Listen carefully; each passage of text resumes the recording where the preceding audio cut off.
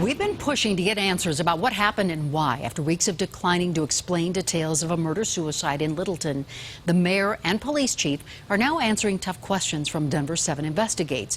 And Chief Investigative Reporter Tony Kovaleski promised to get answers for the family of Krista Benton. So, Tony, why are they speaking now? Well, and here's why I think they're talking. They're talking because Krista's 2 teenage sons and her mom wanted a more detailed explanation after our investigations uncovered serious concerns about how police handled a domestic violence call back in January.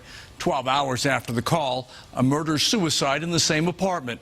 The mother of 2 murdered by her boyfriend. My mom and her boyfriend got into a fight. They did a good job, then why is my daughter dead right now? It's the one question Krista Benton's family wants answered. She's screaming about her neck right now. Could and should the Littleton Police Department have done more? Did the police department do its job? Not at all. I even told them he's hit her before, and I said, I know for a fact he pulled her down by her hair. You gotta take him. You, gotta take him. During the past 3 months, Denver 7 Investigates scrutinized critical decisions made by Littleton police in the hours before this apartment became a crime scene, before a teenager's call for help turned into a murder-suicide. They didn't want to be there. They just did whatever they could as quick as they could to continue on with their night. Can I tell you something? Yes. We were out on a disturbance at 2 in the morning. Okay. And there was a party with a gun. I think it's important that we have this conversation. Littleton's police chief, what's your reaction as the mayor to what we've reported? And Littleton's mayor. It concerns us as a community. It concerns me as the mayor. Both originally declined multiple requests to explain what happened on January 6th. Krista Benton's sons believe if David Fallon was arrested that night, their mom would be alive today. I don't blame these kids. I don't blame the mother. I don't blame the friends for looking somewhere to point the blame in this.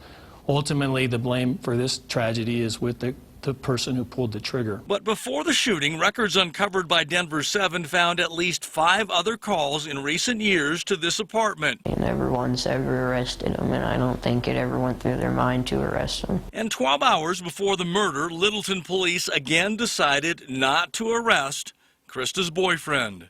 Are you still fighting? Yes, pretty badly. Is it physical or verbal? It's both.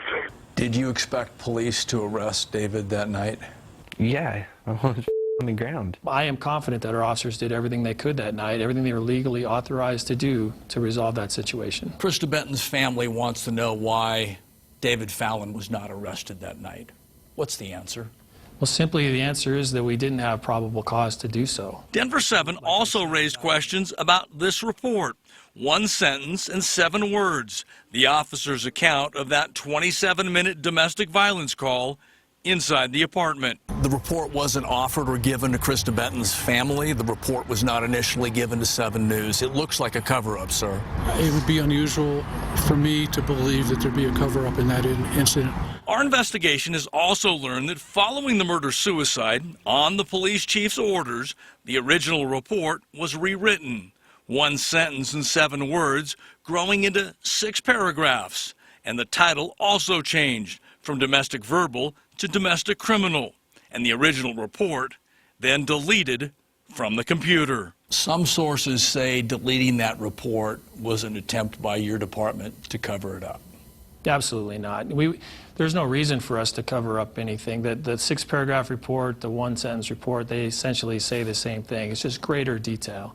Would it be fair for us to report that the officer responding that night could have and should have done a better job on the report? Yes. Sources tell us at least 2 members of your staff were disciplined because of the way this call was handled. Is that true? Well, I'm not going to talk about internal personnel matters. So now, 5 months after a teenage son's call for help, I need an ambulance at 5537 South Grant Street. Turned into a murder-suicide investigation 12 hours later, Littleton's mayor and police chief have now promised a deeper look into what happened and why. Is it fair for us to ask those questions? Tony, it's fair for you to ask anything you would like to ask as an investigator, and I think it's fair for the city to expect that kind of questions to come in. It's been a difficult road, but ultimately, did this scrutiny make your department a better department? I think so. ultimate responsibility for this is with me. And I back our officers. I back what we did. We have identified areas where we can make improvement, and we will make improvement because we owe it to ourselves, we owe it to our community, and we owe it to this family. So we'll do that.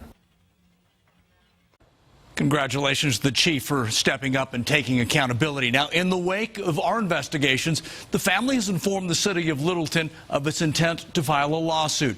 And according to Mayor Beckman, the city council now intends to conduct a study session looking closely at the issues involved with domestic violence calls. Ann? Thank you, Tony.